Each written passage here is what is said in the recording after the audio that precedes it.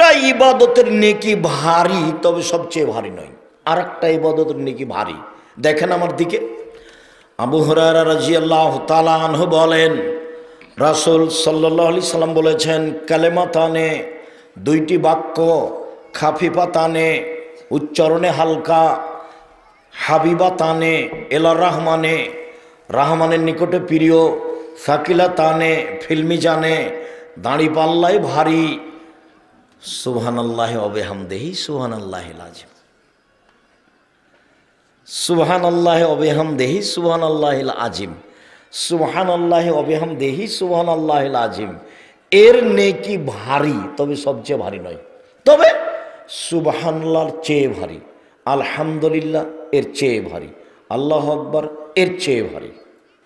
সুবহানাল্লাহি ওয়া বিহামদিহি শুধু এইটুকুর চেয়ে ভারী, সুবহানাল্লাহি ওয়া আলহামদুলিল্লাহি ওয়া লা ইলাহা ইল্লাল্লাহ আল্লাহু আকবার এর চেয়ে ভারী। যত তাসবিহ আছে দুনিয়াতে, সব তাসবির চেয়ে ভারী নেকির তাসবিহ কি বলেন তো দেখি? সুবহানাল্লাহি ওয়া বিহামদিহি সুবহানাল্লাহিল আযীম। মুখস্থ নাই নাকি এইটুকু? দিনরাত খালি দোকানে বসে আড্ডা পিটো, তুমি বড় মোবাইল নিয়ে আর ল্যাংটা মেয়ে দেখো, মুখ দিয়ে বের হয় না কেন তোমার? শুধু খালি অন্যায় করে বেড়াও, দলীয় দাপট দেখাও, দল করো, সংগঠন করো। আজ থেকে ভুলে যাবা। চারটা কাজ জীবনে মনে রাখিও। 1, 5 ওয়াক্ত সালাত, বাস জান্নাত হবে ইনশাল্লাহ। 2, হালাল রুজি, মানুষের বাড়িতে কাজ করে খেতে শিখবা। আড্ডা পিটা মানুষের টাকা মেরে খেও না। ব্যবসা করে খাবা, চকলেটের ব্যবসা করো, ঋণ নেওয়া লাগবে না। মারামারি করে, দাঙ্গামা হাঙ্গামা করে, জোর করে দখল করে কিছু করো না। হালাল রুজি উপার্জন করবো, দিন মজুরি করে খাবো। দিন মজুরি করে খাও, সন্ধ্যায় টাকা শেষ হবে, হিসাব নিকাশ কিচ্ছু নেই। চাকরি করো বৈধ, 25 দিনে টাকা শেষ হবে, 5 দিন ধার কর্জ করে চলবে, তাও ভালো। তো আব্দুর রাজ্জাক সাহেব কি করতে হবে তাহলে? ব্যবসা, পার্টনারে ব্যবসা করো। পার্টনারে ব্যবসা সবচেয়ে ভালো, তবে টিকে থাকা কঠিন। 10 জনে ব্যবসা শুরু করেছ পার্টনারে, 11তম সদস্য হলেন আল্লাহ। 3 জনে ব্যবসা শুরু করেছ, 4র্থতম সদস্য হলেন আল্লাহ। 2 জনে পার্টনার ব্যবসা শুরু করেছ, 3য় জন হলেন আল্লাহ। একটু যদি 19-20 হয়, যদি 10 টাকা আপনি নিয়ে চলে যান, আর একজনকে না বলে, আল্লাহ তখন বলবেন তোমরা থাকো, আমি গেলাম। তখন মারামারি লেগে যাবে, তখন মামলা হবে, তখন ব্যবসা ভেঙে যাবে। একাই ব্যবসা করেন, ভালো করেন একাই, তখন কি হবে? আত্তাজিরু আস-সাদিকু ইয়াকুনু ইয়াউমাল কিয়ামা মা শুহাদাস সিদ্দিকিন। সত্যবাদী ব্যবসায়ীরা বিচারের মাঠে শহীদদের সাথে থাকবেন।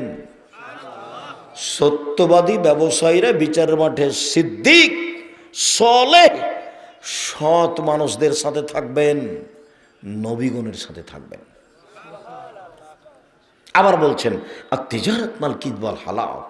ব্যবসা করলে অনেক সময় অনিচ্ছায় মিথ্যা কথা চলে আসে, অনেক সময় কসম চলে আসে।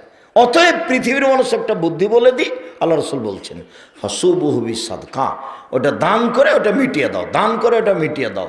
বাস ব্যবসা করো, দান করো। আর মূল জিনিস যদি বৈধ হয়, যেটা আমেরিকা থেকে আনছেন, লন্ডন, চীন, জাপান থেকে আনছেন, যেখানে যা টাকা লাগবে সুদ ঘুষ সব দিবেন, তবে মূল বস্তু যেন হালাল হয়, যেটা কিনছেন, যেটার ব্যবসা। এইটা যদি হারাম হয় তাহলে আর হবে না। ব্যবসা ভালো কাজ। তো ঋণ নিয়ে ব্যবসা করবেন না, তাই আমি পরামর্শ দিয়েছি কি দিয়ে ব্যবসা শুরু করতে হবে? চকলেট দিয়ে। তখনও কি ঋণ নেওয়া লাগবে? কলা লাগবে না। পরামর্শ মানে ধনী হতে হবে 25-30 বছর পরে, 35 বছর পরে। একদিনই ধনী হওয়ার বুদ্ধি ছেড়ে দিতে হবে। সম্মানিত দিনী ভাই বোন, বলছিলাম সব সময় এই 4টা কথা মনে রাখবেন। হালাল রুজি, 5 ওয়াক্ত সালাত, কোরআন তেলাওয়াত, আড্ডা পিটা হারাম। এই যে এটা দোকান, দোকানে গিয়ে দাঁড়ানো হবে না, শুধু এইটুকু, আসসালামু আলাইকুম আহমদ, তোমার দোকানে লবণ আছে? জি আছে। 1 কেজি লবণ দাও। মরিচ আছে? জি আছে। 200 মরিচ দাও। এই টাকা নাও, বাস আসসালামু আলাইকুম, গেলাম। এর চেয়ে বেশি আপনি দোকানে দাঁড়াতে পাবেন না। যদি দাঁড়ান তাহলে আপনার খাসলত খারাপ, আপনার অভ্যাস খারাপ, আপনার স্বভাব খারাপ, আপনি নিম্ন শ্রেণীর মানুষ, আপনি ইতর শ্রেণীর মানুষ। কষ্ট নিয়ে কোনো লাভ নেই। আপনাকেই বলতে হবে, এই ছেলে বলো তোমার চাচাকে, বলো তোমার বাপকে, ল্যাংটা ভাই নাচছার ওখানে বসে আছে টুপি মাথা দিয়ে, বলো তো চাচা কেমন লাগে এটা, আপনি কেমন মানুষ, কি বলে তোমার চাচার মুখখান দেখো, ছোট হয়ে গেছে, নোংরা হয়ে গেছে, খেস্টে খেস্টে লাগছে, দেখো না তোমার চাচাকে দেখো। তার মানে এটা খারাপ, এই অভ্যাস খারাপ, এই খাসলত খারাপ, এই স্বভাব খারাপ। এটা হলো নিম্ন শ্রেণীর মানুষের অভ্যাস, নিম্ন শ্রেণীর মানুষের খাসলাত। যারা তৃতীয় শ্রেণীর মানুষ, যারা রাস্তাঘাটে মারামারি করে বেড়ায় তারা। তুমি কেন এখানে, আপনি কেন ওখানে, কেন থাকবেন ওখানে, থাকবেন কেন, কেন থাকবেন? কই চায়ের স্টোরে না বসলে তো দিন চলে। আমরা তো জীবনে কোনো দিন বসিনি, জীবনও কোনো দিন বসিনি, ছাত্র জীবন থেকে আজ পর্যন্ত 16 বছর ছাত্র জীবন আছে। আমার মা যখন বাড়ি থেকে বের করতেন তখন বলতেন, 1 দোকানে বসিও না, 2 বন্ধুতালি করো না, 3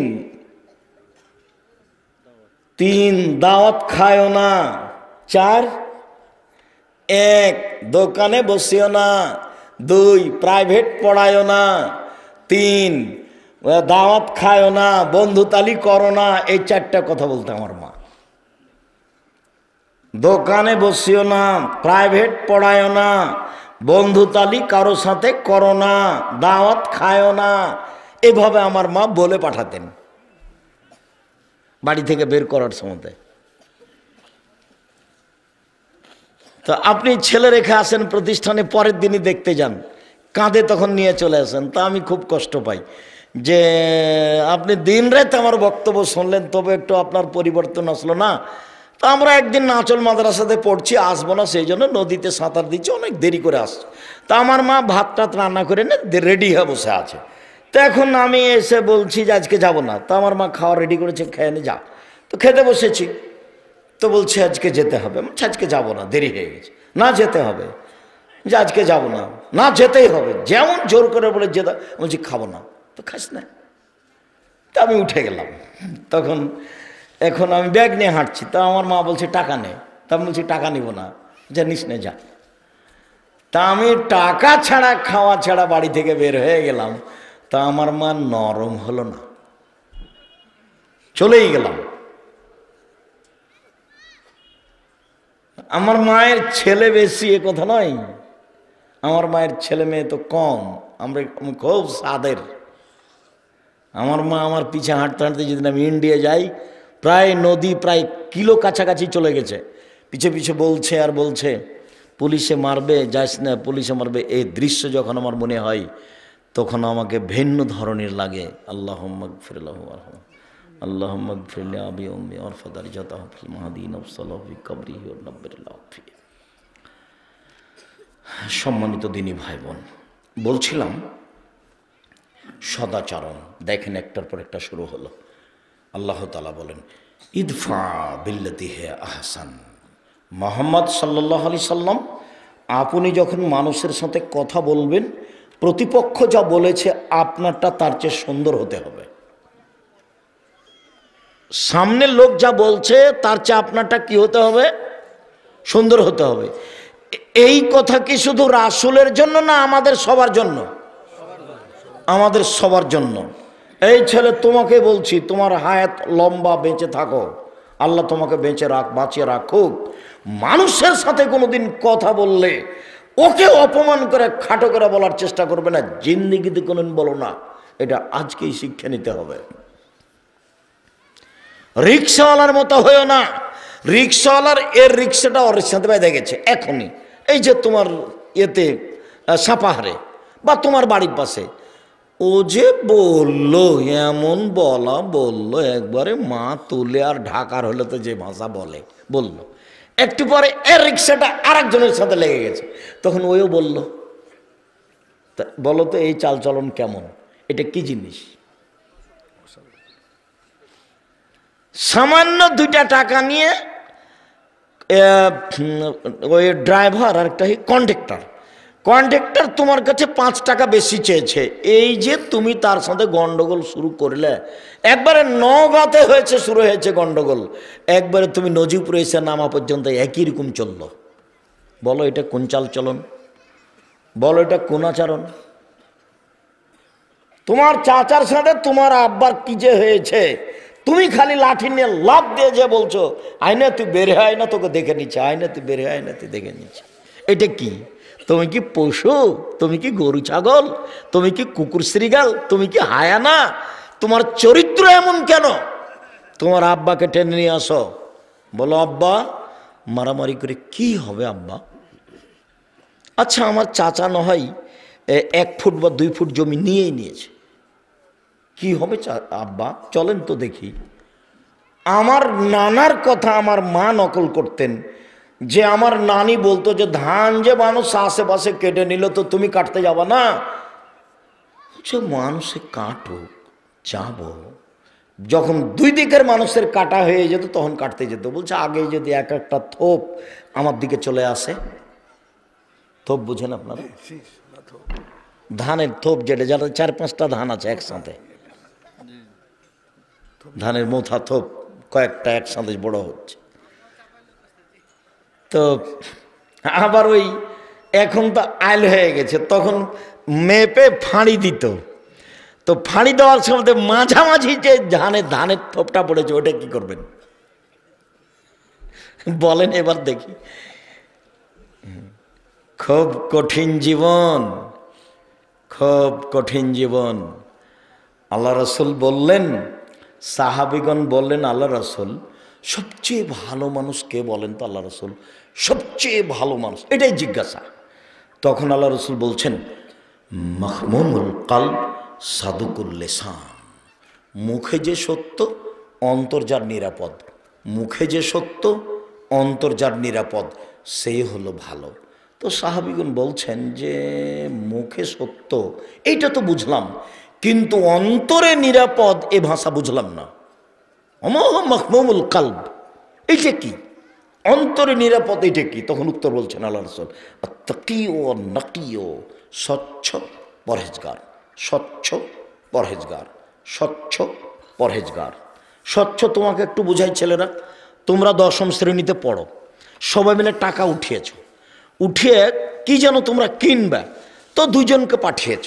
তখন ওরা 2 জন এক কাজ করেছে, নাস্তা করেছে 50 টাকার, 2 জন মিলে দিয়ে তখন ওই 50 টাকা এই জিনিসগুলোর দাম বেশি করে ওর সাথে মিশিয়ে দিয়েছে, নাস্তা আর লেখেনি। কথা বুঝতে পারছো কি? এটার ওগুলোর একটু দাম বেশি করে এটা ওর সাথে মিশিয়ে দিয়েছে। এবার তুমি বলো নিজেকে যে তুমি স্বচ্ছ কিনা? তুমি কি স্বচ্ছ? তুমি স্বচ্ছ নও, জাতি তোমার কাছে নিরাপদ নয়। আব্দুল্লাহর বক্তব্য শোনো না, তাহলে বুঝতে পারবে যে চেয়ারম্যান কে হবে, মেম্বার কে হবে, এমপি কে হবে। এরা 3rd পার্সন লোক, মিথ্যে কথা বলে, জাতিকে ফাঁকে দেয়। আবার কিসের চেয়ারম্যান, মেম্বার, এমপি, মন্ত্রী, আবার কি সারাদিন মিথ্যা বলে। জাতির কি করতে পারে? এই ছেলে তুমি যুবক, তুমি জাতির কি করতে পারো? তোমার খারাপ অভ্যাস, নোংরা অভ্যাস, স্পষ্ট হও। কাজ করে খাবো মানুষের বাড়িতে, অস্বচ্ছ অবস্থায় দিন কাটাবো না। সারাদিন কাজ করব, 5 ওয়াক্ত সালাত আদায় করবো, এশার সালাতের পরে ঘুমিয়ে যাবো, দিন আমার শেষ। অস্বচ্ছ হয়ে দিন কাটান, এখনো কথাটা শেষ হয়নি। আবার বলছেন শোনো, স্বচ্ছ মানে হলে এই লাইসমা আলাইহে, যার কোনো পাপ নেই। পাপ তো সবারই আছে, পাপ হলেই ক্ষমা চায় যে পাপ নেই তার, 1। 2 ওলা বাগিয়া, সীমালঙ্ঘন নেই যার। এটা বহুদিন বলেছি, সীমালঙ্ঘন ছোট, সীমালঙ্ঘন বড়। এই জমি জোর করে দখল করেছ, এটা হলো সীমালঙ্ঘন বড়। 200 মরিচ নিবা, তো বলছো যে ভাইজান আপনার মরিচ কেমন দেখি, দে একটা হাতে নিয়ে আছো। এবার ওজন হয়েছে 200, দাঁড়িপাল্লা ঠিক হয়ে গেছে, বলো তো হাতেরটা কোথায় রাখবা? যদি তোমার ব্যাগে বা তোমার পাল্লায় রাখো তাহলে এটা ছোট সীমালঙ্ঘন। সীমালঙ্ঘন নেই যার। 2 আত্মসাৎ নেই যার। 4 হিংসা নেই যার। সেই হলো স্বচ্ছ, আল্লাহ রাসূলের মুখের ভাষা। এক, পাপ নেই যার। দুই, সীমালঙ্ঘন নেই যার। তিন, আত্মসাৎ নেই যার। চার, হিংসা নেই যার, সেই হলো স্বচ্ছ। মনে থাকবে না মনে হয়? বলো তো, ঘুমিয়ে গেছো? এক, পাপ নেই যার মানে কি? পাপ হলে কি করে? আমাকে গালি দেয়, একবারে মা বোন থেকে গালি শুরু করে। তখন কথা যখন শেষ করে তখন আবার আমি রিং দিয়ে বলি, ভাইজান আপনার মনে হয় গালি শেষ হয়নি, টাকা মনে হয় শেষ হয়ে গেছে, তো যদি আরো কিছু গালি থাকে তো আপনি দিয়ে নেন, এই যে আমি রিং দিলাম। আর আমাকে জীবনে কে কি বলল এইটা আমি দেখি না, ও পিছনে আমার দেখা নিষেধ। ফেসবুক আর ইউটিউব যেটা তো হোক না, একটা ধুয়ে ছেড়ে দিলে আমি তার নাম নি না, ওটা আমার বিবেচনার প্রয়োজন নেই। গ্রামে আমি কোনোদিন প্রতিশোধ নিতে যাইনি, মানুষের কাছে কোনোদিন প্রতিশোধ নিনি, প্রয়োজন নাই। আপনিও আজ থেকে কোনোদিন প্রতিশোধ নেবেন না, ছাড়, শুধু ছাড়। আচ্ছা ঠিক আছে, আচ্ছা ঠিক আছে, আচ্ছা ঠিক আছে, যা হয়েছে হয়েছে। হ্যাঁ কে রে, এই কথার মুখ দিয়ে বের করতে হবে না কোনোদিন। বয়স একদিন ছিল 40, তারপরে দেখলাম 60, তারপরে আর নেই। ক্ষমতা দেখিয়ে বাঁচতে চাইেন না। ফেরাউন ডুবে গেছে 1500 বছর পর হলেও, আর আপনাদের নেত্রীর বয়স ছিল মাত্র 45 মিনিট। আপনাদের নেত্রী 45 মিনিটের মধ্যে তাকে দেশ ছেড়ে দিতে হবে। তার নাম জুলুম, তার নাম জুলুম, তার নাম দাপট, তার নাম ক্ষমতা, তার নাম যা ইচ্ছা তাই করা। সাবধান, ক্ষমতা থাকলেই কাজ করবেন না, আর দলীয় দল করবেনই না। দল শব্দটা যেমন বহুদিন বলেছি, চাঁপাইনবাবগঞ্জের সাপাহারের নওগাঁ জেলাতে বলেছি যে বিবাহতে একটা কাজ বলে যে থোবড়া, থোবড়া বিবাহের আগে যে খিট্টি রান্না করে থোবড়া, থোবড়া শব্দটা এমনভাবে ভুলে যেতে হবে যে থোবড়া শব্দের মুখের উপরে পেশাব করে দিতে হবে। 20 বছর পরে কেউ যদি থোবড়া শব্দ বলে তো আরো 5 জন বলে থোবড়া কি জিনিস গো, সেটা কি, এইটা যেন বলে, এমনভাবে ভুলে যেতে হবে। ঠিক তেমনি বিবাহের ডুলি বিবি, ডুলি বিবি শব্দ এমনভাবে ভুলে যেতে হবে যে 25-30 বছর পরে মানুষ যেন বলে যে ডুলি বিবি কি জিনিস, কেউ যেন বুঝতে না পারে, এমনভাবে ভুলে যেতে হবে।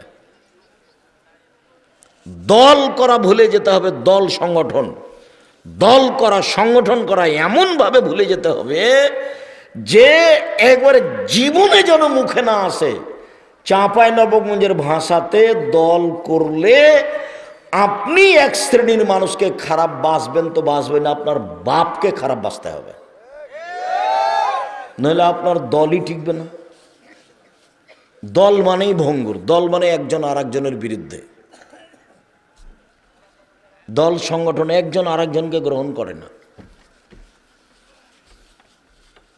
একজন মৌলানাকে বলছি, মৌলানা সাহেব আসেন জামিয়া সালাফিয়া সম্মেলনে আসেন, তো হাসছে, আসেন না, হাসছে, যে আমাকে ডাকেন, আপনাকে ডাকা লাগবে না, মুচি দিয়ে ডাকিয়েন, আমি চলে যাব, আসেন, হাসছে। তখন বলছে আপনার বাপও যেতে পারবে না, আমি বলছি আপনার বাপও পারবে না। তার মানে এইটাকে আমি খুব ভালোভাবে চিনি, খুব ভালোভাবে জানি। আমার 88 আগস্টের 20 তারিখ রোজ বুধবার বিকাল 3টে থেকে শিক্ষক আমি। 88 আগস্টের 20 তারিখ রোজ বুধবার বিকাল 3টে থেকে আমি শিক্ষক, আর 90 সাল থেকে আমি মাঠে আছি। কাজেই আপনার অবস্থা আমি খুব ভালোভাবে চিনি, খুব ভালো করে জানি। সম্মানিত দিনী ভাই বোন, মনে রাখা ভালো হবে, হজ একটা গুরুত্বপূর্ণ ইবাদত। ও যদি কবুল হয় তাহলে মানুষ হয়ে যায় সেই দিনের মতো যেদিন তার মা তাকে জন্ম দিয়েছে, নিষ্পাপ হয়ে যায়। হজ এমন একটা ইবাদত যদি কবুল হয় তাহলে মানুষ নিষ্পাপ হয়ে যায়। এর পরেও হজের নেকি যত ভারী, বিচারের মাঠে নেকির পাল্লায় সদাচরণ চালচলনের নেকি তার চেয়ে হাজারো গুণ বেশি ভারী। চালচলন কি জিনিস আমি ধারাবাহিক হাদিস পেশ করছি, তখন আপনি ধরতে পারবেন। এখন আপাতত কথাটা ধরে রাখেন। সম্মানিত দিনী ভাই বোন, দান সবচেয়ে শক্তিশালী পাওয়ারফুল ইবাদত, একটা থেকে আরেকটা ঘটিয়ে দিতে পারে। দান দান করলেন মায়ের নামে, কবরের শাস্তি বন্ধ হয়ে গেল। কত শক্তিশালী ইবাদত। এরপরেও এই দানের নেকি যত ভারী, সদাচরণের নেকি তার চেয়ে হাজারো গুণ বেশি ভারী। তাহলে আবার অনুবাদ করি হাদিসটা, সবাই তো বুঝতে পারবেন না। মৌলানা সাহেব সভাপতি আছেন, এরা কোরআন হাদিসের দক্ষশীল মানুষ, আরো যারা আছে তারা বুঝবে।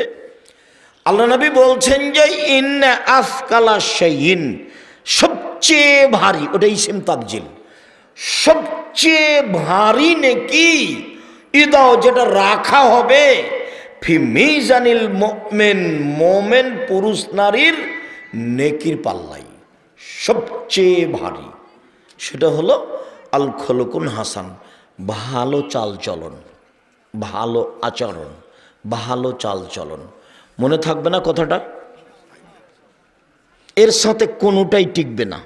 সম্মানিত দিনী ভাই বোন, আর একটু মনে রাখেন, বিচারের মাঠে হিন্দুদের পাপ নেকি ওজন হবে না। কেন? ওদের নেকি নেই। বিচারের মাঠে ইহুদিদের পাপ নেকি ওজন হবে না। কেন? ওদের নেকি নেই। বিচারের মাঠে খ্রিস্টানদের পাপ নেকি ওজন হবে না। কেন? তাদের নেকি নেই। বিচারের মাঠে কাদিয়ানি, শিয়া, মুরজিয়া, জাহামিয়া, কারামিয়া, যত ভ্রান্ত আকীদার মানুষ আছে, এদের পাপ নেকি ওজন হবে না। কেন? তাদের নেকি নেই। তো এদের জাহান্নাম হবে কিভাবে? আল্লাহ বলছেন ইউখাযু বিন নাওয়াসি ওয়াল আকদাম, এদের মাথার সম্মুখ ভাগ, মুখের দিক আর পা ধরে জাহান্নামে নিক্ষেপ করা হবে। এ হলো এদের বিচার।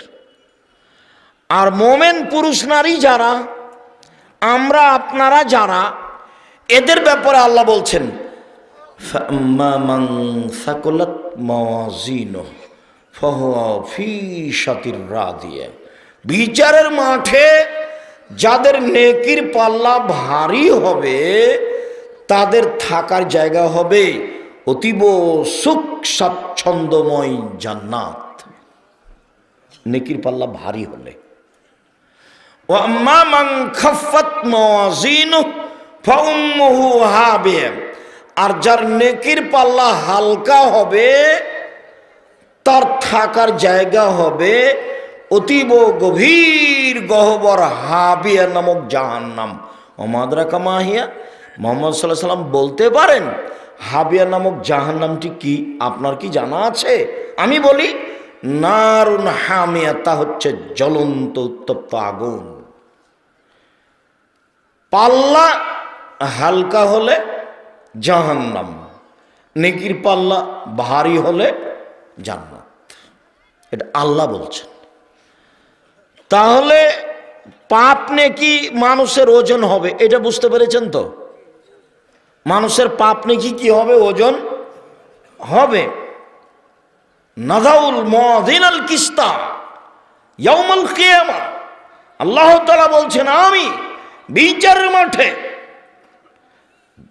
দাড়ি পাল্লা স্থাপিত করব ন্যায় সঙ্গতভাবে আমি দাড়ি পাল্লা স্থাপিত করব, কারো নেকি কমবেশ করা হবে না। এই কথা আল্লাহ তাআলা বলেন। ঠান্ডা তো এটা। সম্মানিত দিনী ভাই বোন, বলছিলাম সদাচরণের নেকি সবচেয়ে ভারী। মধ্যখানে আর একটা কথা বলে সিরিয়াল শুরু করি।